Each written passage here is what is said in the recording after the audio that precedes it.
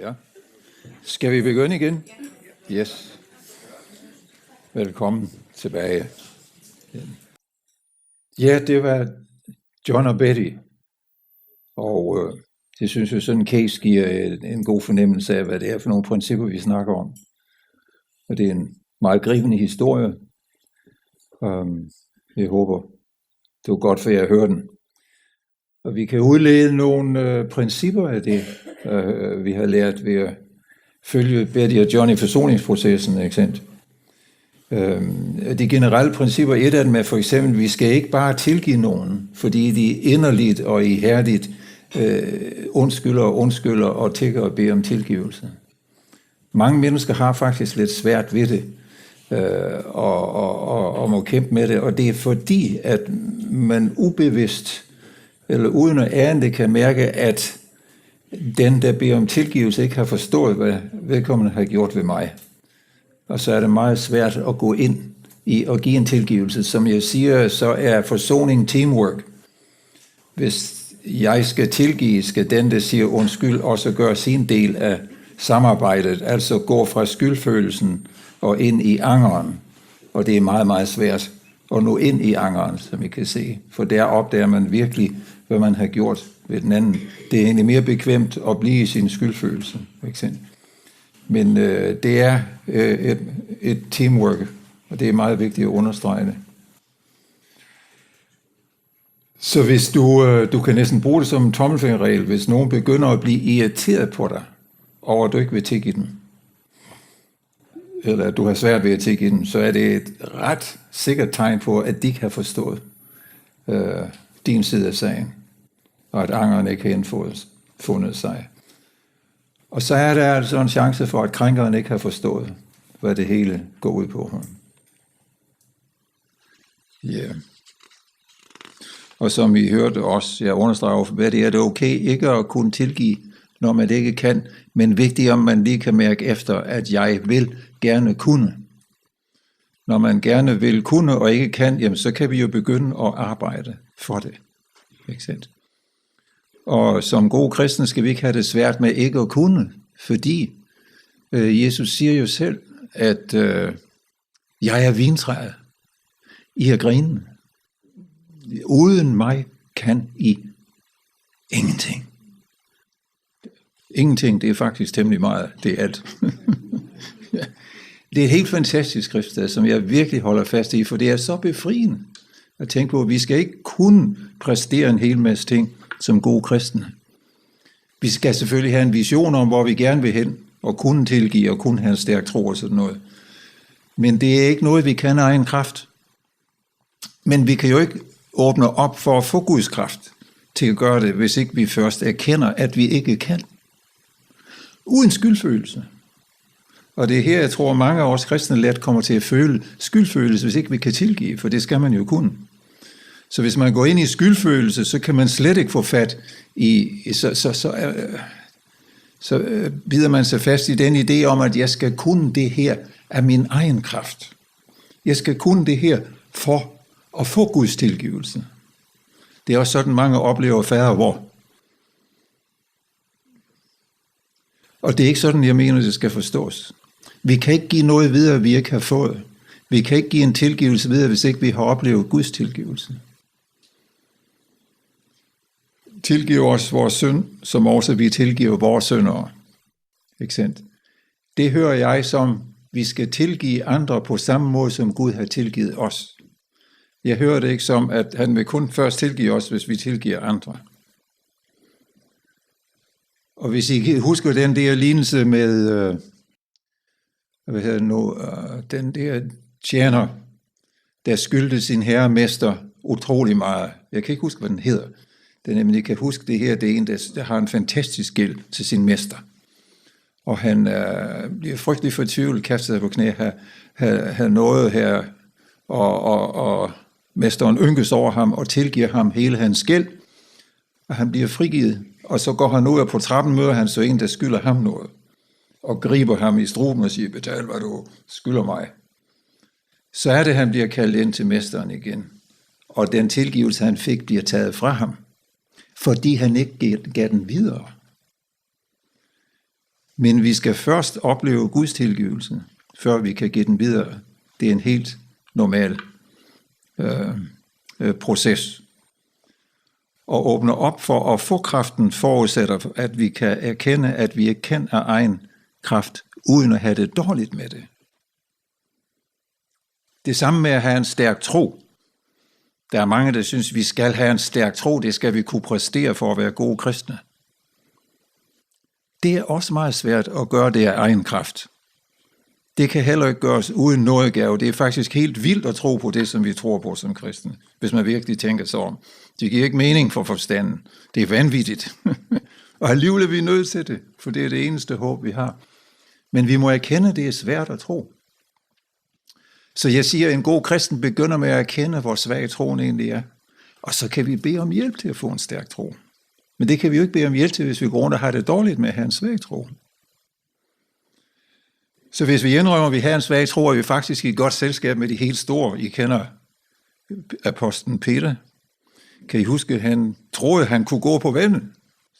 Og det kunne han. Sæk en stærk tro. Men hvor længe holdt den? 5-10 sekunder måske. Så gik han ned. Han begyndte at tvivle, da han så bølgerne. Så troen forsvandt, og så da han begynder at gå ned, så siger Jesus ikke, Peter, sådan nogen kan jeg ikke bruge i mit følge her. Jeg har brug for dem, der har en stærk tro. Bye bye. Det siger han ikke. Han griber ham. Og så siger han, din tro er jo nok ikke stærk. Ikke så stærk, hva'? Men Jesus rækker ud. Så der forlanges ikke noget af os andet, end at vi beder om det, vi mangler. I alle forhold. Det synes jeg er meget vigtigt. Også når det kommer til kunsten og elske, som vi skal snakke mere om på lørdag. Okay.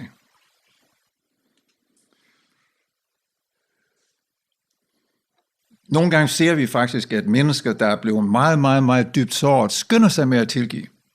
Som nu er det første, de gør. Vi har hørt nogle fantastiske historier om mødre, der har fået deres børn myrdet, og straks tilgiver morderen eller sådan noget. Kender ikke dem, man har hørt om det? Ja. Jeg tror ikke, nogle gange tror jeg, det kan være et forsøg på at undgå smerten. Det er skønt sig at tilgive, så vi vil slet ikke gå ind i det, for det gør så vildt ondt, at man kan næsten ikke klare smerten. Den bliver ulidelig i ordets bogstaveligste forstand. Og så kan man fortrænge smerten, og når man ikke kan føle smerten, så er det jo heller ingen vrede mod krænkeren, så er det lettere at sige, at jeg tilgiver dig. Men sand tilgivelse, der flytter noget, kommer fra det blødende hjerte, der er bevidst om smerten. Og det smukkeste eksempel, vi har på, hvor rent og fuldkommen det kan gøres, det er Kristi tilgivelse fra korset. Den yderste pine. Når vi ser på det, er det lettere at acceptere, at det kan vi mennesker ikke bare gøre ham efter. Og det forlanger Gud jo heller ikke, som jeg siger. Vi beder om at få kraften til det. Og den tilbyder Gud til alle, der søger den, og til at erkende, at vi har brug for den. Ja. Nu har vi sådan fokuseret meget på tilgivelsen, og det synes jeg også, man gør i kristne krise meget. Vi fokuserer på, at vi skal tilgive en masse ting. Men hvis vi har fokus på det hele tiden, kommer det let til at lyde som om, at det altid er de andre, der gør os fortræd. Ikke sandt? Vi skal have et fokus med ind i det her. Et fokus på angeren også. Og hvordan kan vi angre bedst? I stedet for at formulere vores undskyldning som en bøn om tilgivelse, så kan vi sige det på den her måde. Jeg er så ked af at have gjort dig fortræd og forvoldt dig smerte. Det må gøre vildt ondt i dig. Og hvis du ikke kan tilgive mig, så kan jeg fuldt ud forstå det og vil acceptere det. Så begynder det at ligne en undskyldning. Og så må vi jo indtil videre finde fred med vores skyld og samvittighed på anden måde og sætte den anden fri fra at skulle give os den der sjælefred. Og der kommer vores gudsforhold så ind i billedet, hvor det er vigtigt, at vi kan opleve Guds tilgivelse, hvis den anden ikke kan give os det. Når man tigger og beder den anden om tilgivelse, er det fordi, man ikke helt har oplevet Guds tilgivelse. Og man kan ikke få sjælefred, før den anden vil tilgive en. Så en forudsætning for, at man kan sætte den anden fri fra at skulle tilgive mig, er, at jeg oplever, at Gud har tilgivet mig. Og der er nogle gange, vi skal lave et stykke psykologisk arbejde også, har jeg oplevet, fordi mange kristne vil komme og sige, jamen jeg tror på, at Gud har tilgivet mig. Jeg går bare rundt og har skyldfølelse stadigvæk. Jeg siger, det hænger jo ikke sammen. Hvis du tror på tilgivelsen, sådan med hjertet, så er din samvittighed fredfyldt. Og så siger jeg, nå ja, det lyder jo rigtigt nok. Jeg tror på Guds tilgivelse. Nu mangler jeg bare at skulle tilgive mig selv. Så siger jeg, nej.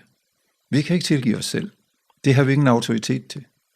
Hvis vi kunne det, så har vi jo ikke brug for Guds tilgivelse og hans soneoffer på korset. Jeg tror, problemet er, siger jeg til vedkommende, du har i hjertet den tvivl på Guds tilgivelse. Der er ligesom noget, der mangler der. Og så begynder vi at arbejde på det, og skulle forstå tilgivelsens mysterium. Hvis man kan opleve og tro på Guds tilgivelse, uden at få lyst til at fare ud med en megafon og råbe det over det hele, det er rigtigt. Det er rigtigt. Vi er tilgivet. Så mangler man at kunne forstå noget af det, for det er fantastisk. Men igen, det giver ingen mening for den menneskelige forstand, at en tilgivelse kan være så stor. Uanset hvad vi har gjort, kan vi få fred i forhold til Gud. Det giver ikke mening for forstanden. Så der har vi brug for lidt hjælp til at tro på tilgivelsens nådegave. Og igen, så må vi til at bede om det. Kan I følge mig i det? Godt. Der er meget mere, der kan siges om det her, og der er jo det lille hæfte, det har jeg hørt om, hvor jeg har prøvet sammen alt det, jeg har givet jer i aften, så man kan købe et af det hen eller 3. Det får en god pris i aften, hvis man gerne vil dele dem ud. Så det skal I være meget velkommen til.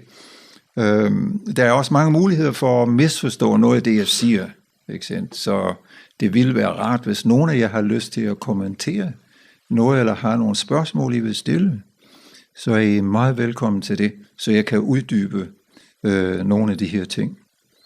Er der nogen, der sådan sidder med en kommentar eller et spørgsmål, så er I meget velkommen. Det er også okay, hvis I ikke har noget. Altså, det er jo meget... Ja, det er... Nogle gange kan et voldsomt ægteskabeligt skænderi jo opstå omkring, hvem skal bære skraldespanden ud, eller sådan noget, ikke sandt? Den kender vi, det er sådan den klassiske, eller der kan lille detalje kan blæse det hele ud af proportioner. Hvordan sker det egentlig? Det handler noget om, at vi jo har nogle behov i vores relation, og især vores ægteskab, for at blive værdsat, ikke sandt? For det vi går og gør. Og hvis vi i vores tidlige formeringsfase som børn ofte har oplevet, at vi ikke er blevet set, eller anerkendt, eller værdsat, så har vi nogle dybe skuffelser derfra, som gør meget, meget ondt, og som bliver revet op, hvis man pludselig i sit ægteskab oplever, at man ikke bliver anerkendt. Fordi de behov, vi ikke fik tilgodeset i barndommen, som jeg var inde på, dem tager vi med os ind i vores voksenliv, og især ind i de romantiske relationer. Det kommer vi til at snakke meget om på lørdag. Hvor vores behov for kærlighed, som af gode grunde ikke blev mættet af vores forældre. Og det igen, altså, der er mange forældre til stede her, jeg er en af dem, det er ikke for at dunke jer oven i hovedet. Vel? Det er bare sådan, det er. Og det er en anden spændende diskussion, hvorfor det er sådan. Men det er det. Vi leder efter en kærlighed, som vi ikke fik dengang. Og vi tror, vi har fundet den. Når vi bliver forelsket, så føles det, som om den kommer. Derfor er det jo, som om vi har fundet et paradis, men hvis I har lagt mærke til, at forelskelsen holder aldrig hele tiden. Der kommer gnidninger i det, og det er fordi, vi kommer ind med et meget, meget stort behov, som den anden ikke kan dække. Og den anden kommer jo også ind med et stort behov, som jeg ikke kan dække. Og så på et tidspunkt kommer der en konflikt, sådan at jeg føler, det jeg tror, jeg kunne få her, den anerkendelse, jeg tror, jeg kunne få, og som jeg satser på at få, den får jeg alligevel ikke. Og så kommer den vrede, jeg havde og sårthed, jeg havde som barn mod mine forældre op, og bliver ligesom aktiveret i ens forhold. Giver det mening? Det er sådan, kan I følge mig? Det er sådan temmelig abstrakt, og det er noget, jeg vil snakke mere om på lørdag, for ligesom, så vi kan forstå lidt mere de dynamikker, der kører i parforhold og ægteskabet. De handler nemlig meget om det. Der er mange, der mener, at de... altså, I kender udtrykket bagage. Vi har en bagage med fra barndommen. Ikke sandt? Der er mange, der mener, parterapeuter især, at 80% af de konflikter, vi har i ægteskabet, har at gøre med vores bagage. Mm-hmm. Ja. Jeg havde for eksempel en meget, meget skrap storsøster, der hunsede rundt med mig, og hun var meget jaloux på mig, for jeg var mors lille prins, og hun var meget, meget tilsidesat, og hun havde en frygtelig smerte omkring det. Så jeg blev tit kuet af min søster.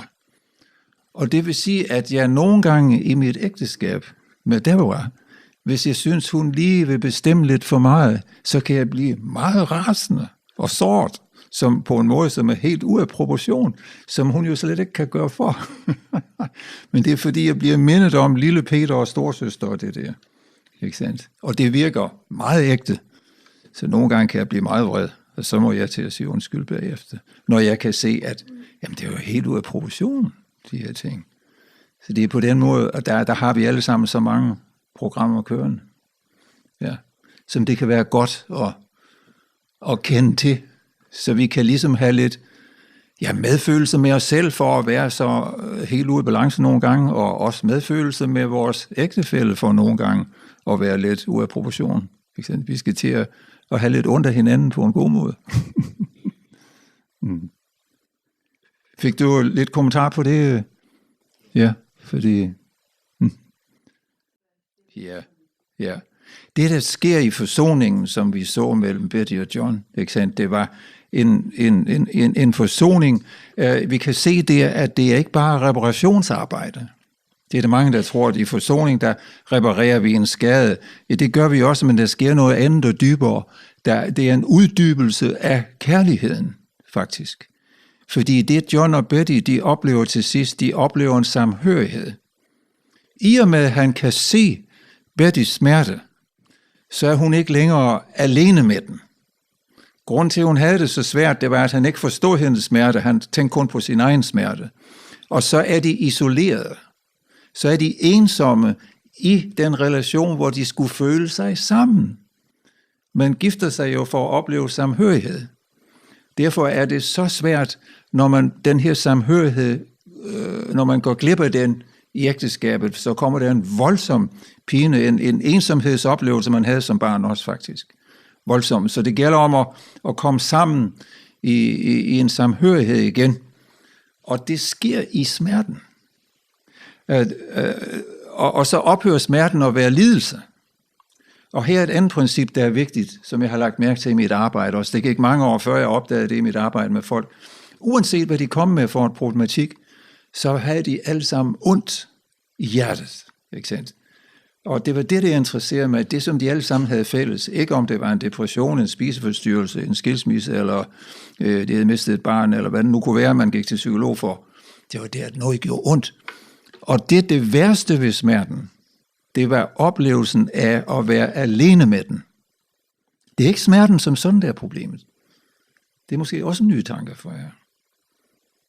Det er ikke smerten som sådan, der er problemet. Det er oplevelsen af at være alene med den. Jeg opdagede, at de fleste af mine klienter dybest set inderst inden følte, at der var ikke nogen, der virkelig forstod, hvordan de havde det. Og det var det, der gjorde ondt. Det var det, der gjorde ondt. Derfor holdt jeg på et tidspunkt mange grupper, hvor jeg samlede folk, som kunne sidde og snakke med hinanden, og pludselig opdagede jeg jo ikke alene med den her smerte. Det var fantastisk helende. Og hvis det lykkes mig at kommunikere til mine klienter, jeg kan mærke, at jeg forstår, hvordan du har det. Ikke sandt? Så begynder der også at komme en lettelse.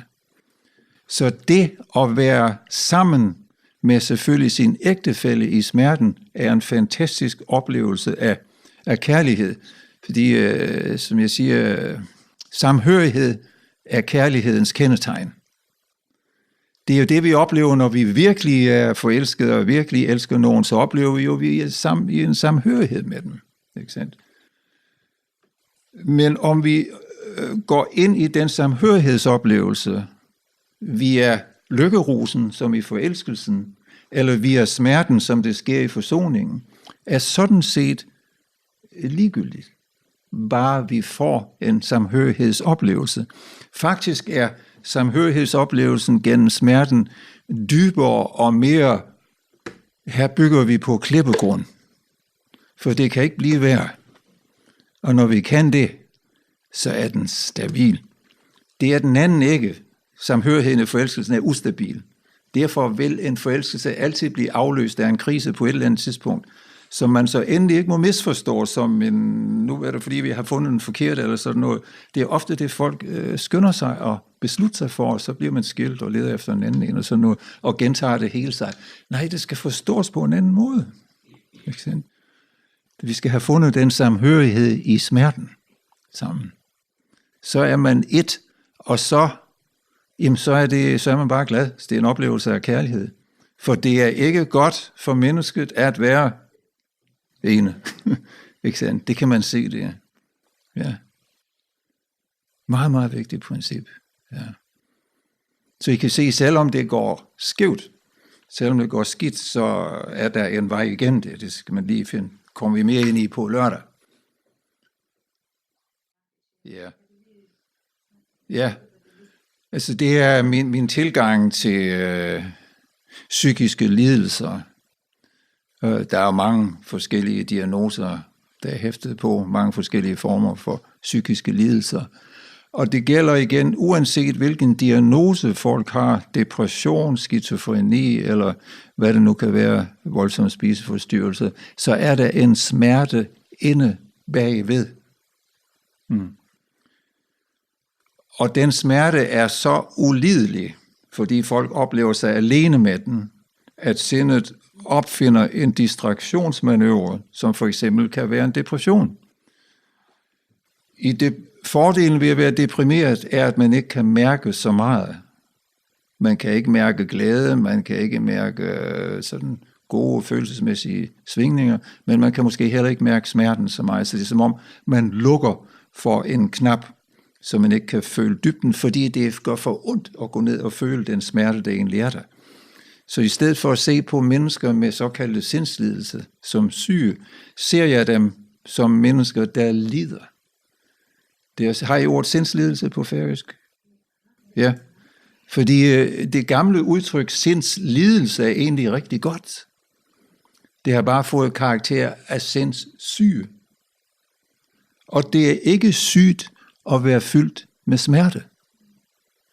Det hører med til menneskelivet siden syndfaldet. Det er en del af vores tilstand. Og vi kan jo se, hvordan Gud går med os ind i smerten og lider den helt vildt i hans lidelseshistorie, uden at blive sindssyg. Ikke sandt? Han er der for at tilbyde selskab i det. Så problemet med vores tilværelse er, kan man sige, at lidelse kan vi ikke undgå, men vi kan undgå at lide alene. Og det giver en verden til forskel.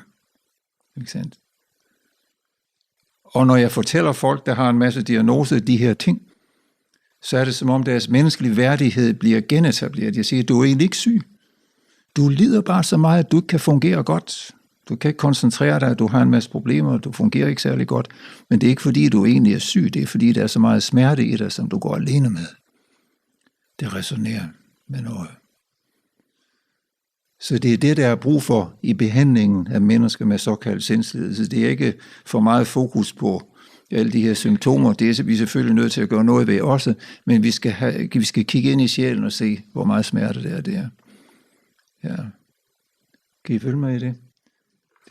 Så jeg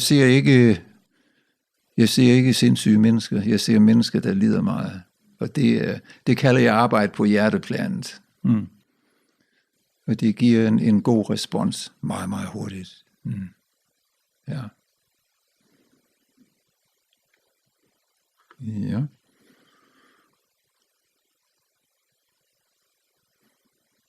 Ja, der dukker ting op hele tiden, vi kan snakke mere om. Ja. Ellers nogle tanker, eller... I må også gerne være uenige med mig, eller synes jeg må... Ja, og kunne gøre det helt præcist. Det er det, Der er mange diskussioner og konflikter, der går i stå, hvor den ene bebrejder den anden en hel masse ting, som der vil sige, at hun bebrejder ham, han gør en hel masse ting forkert, og han siger, ja, men det er også min skyld det hele. Ikke sandt? Det kan man egentlig ikke bruge til noget.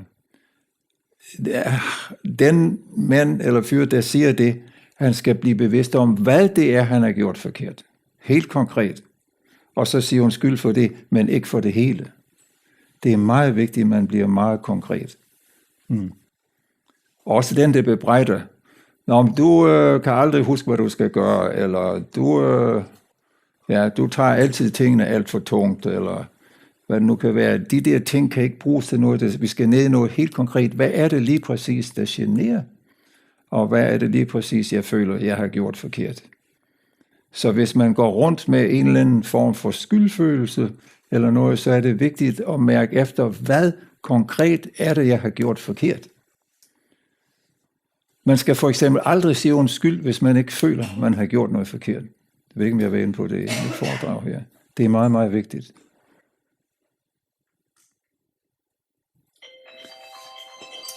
Men hvis der er en, der føler sig meget såret eller krænket over noget, jeg gjorde eller glemte at gøre, hvor jeg ikke gjorde det ud fra en ondsindet hævnagt eller noget, men simpelthen overså noget eller noget, jeg ikke havde tænkt på, er det okay at sige, jeg er meget ked af, at jeg kom til at forårsage smerte i dig.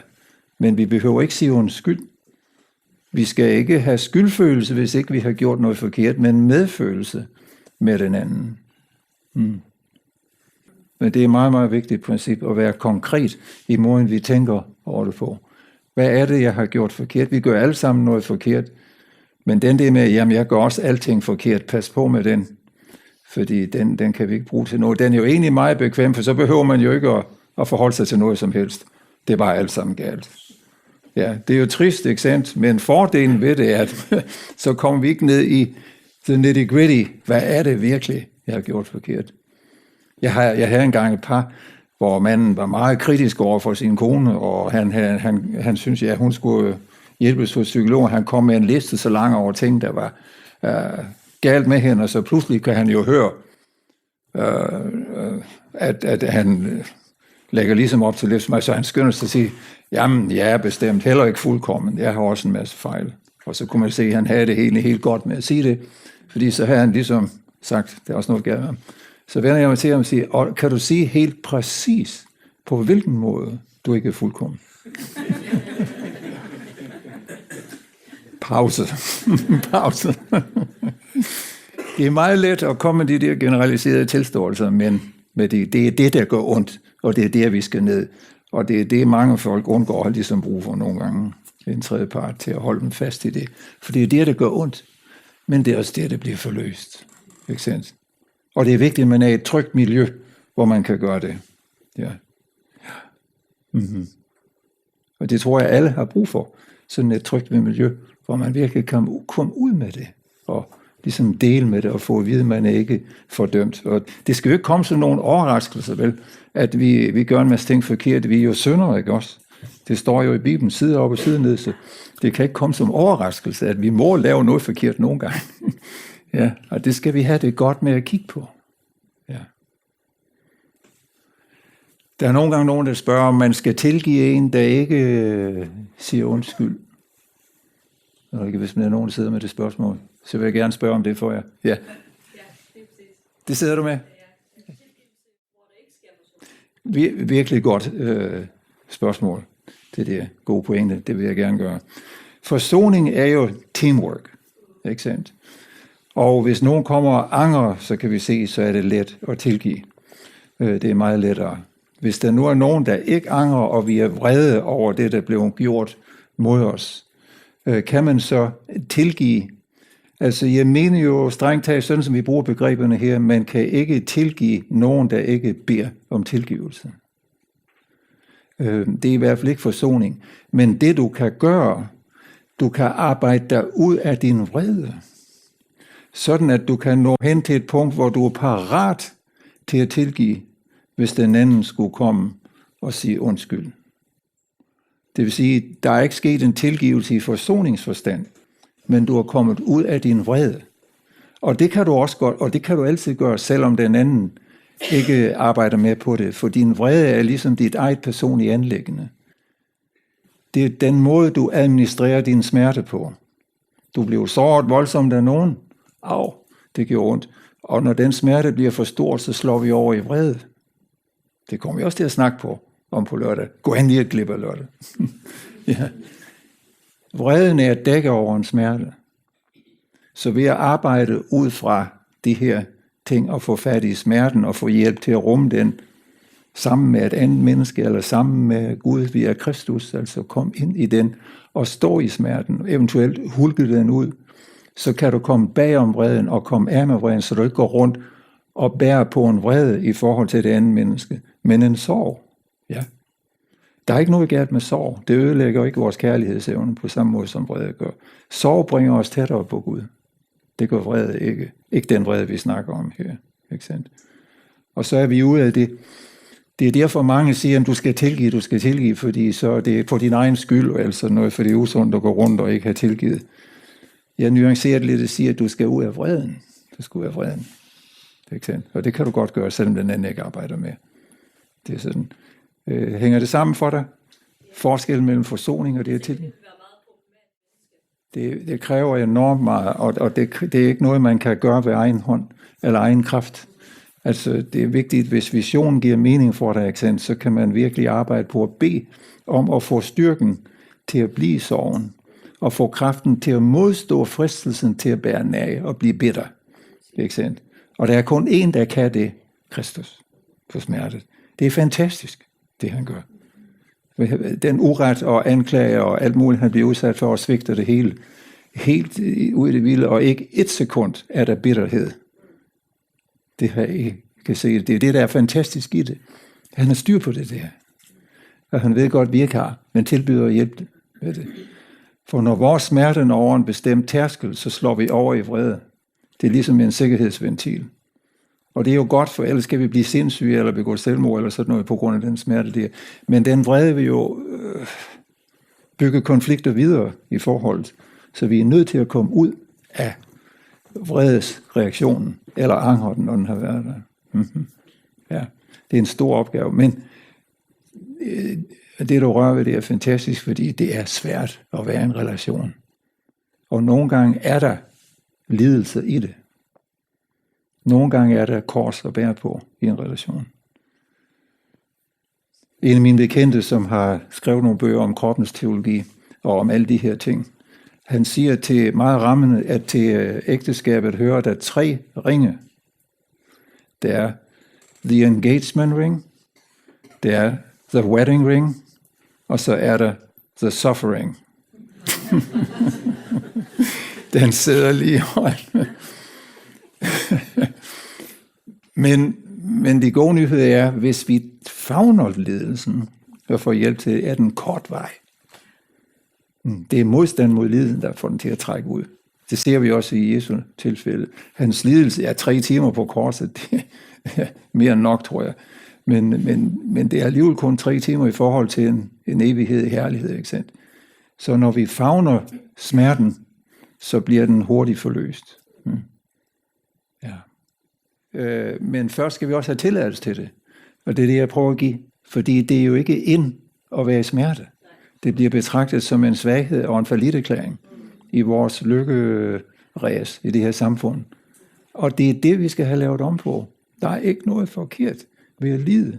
Børn er mestre i det her. Når de lider, så hulker de og vræler de.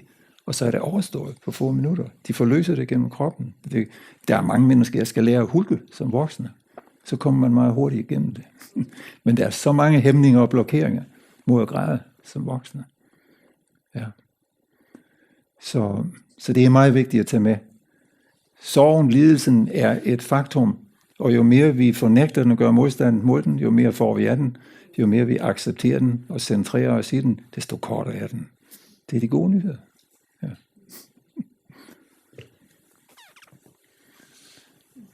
Ja. Men det er jo snart lørdag, så vi kan jo lige så godt fortsætte med det, jeg har sagt. Ja. Ja. Jeg tror, jeg vil gerne sige tak for i aften. Tak for jeres lyttende hjerter. Jeg har haft en rigtig dejlig oplevelse at møde jer. Jeg har haft meget god kontakt med jer. Det har været let at tale her. Det er teamwork, det her. Ja, hvordan jeg oplever det, og om jeg bliver inspireret, afhænger meget af, hvad der sker. Mm-hmm. Så jeg vil gerne sige tusind tak for i aften. Tak igen, fordi I tog initiativet til det her. Og så fortsætter vi på lørdag. Og man er velkommen til, hvis der er nogle spørgsmål, og e-mail mig bagefter. I må meget gerne tage en af mine brochurer, hvor min kontaktinformation er. Jeg laver jo intensive parterapeutiske kurser i Danmark og sådan noget. Så det kan I læse mere om det her. Så I er meget velkommen til at lade høre fra jer, hvis I har en kommentar. Mm-hmm. Tusind tak.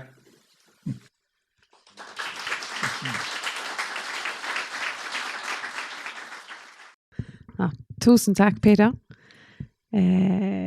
Jeg tror, at vi alle sammen sidder her og kunne tænke os, at klokken var lidt mindre, og vi kunne sidde og lytte mere til dig. Jeg tror, det var virkelig interessant.